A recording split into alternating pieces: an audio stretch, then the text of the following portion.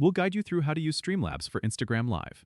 If you find this helpful, consider subscribing and liking the video. First, open Streamlabs on your computer and ensure you have the latest version installed. Next, you'll want to set up a new scene by clicking the plus sign in the Scenes section. Name your scene something memorable, like Instagram Live.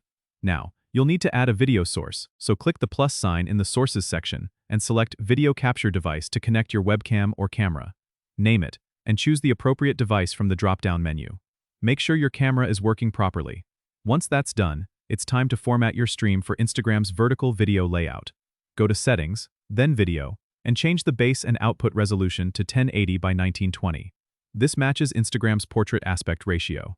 After that, go back to your sources and adjust your video capture size and position to fit this layout by dragging the corners of the video frame.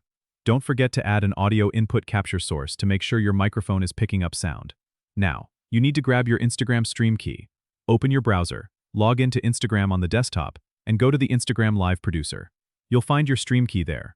Copy it, then go back to Streamlabs, click on Settings, then Stream, and select Custom Streaming Server. Paste the URL and stream key you just copied.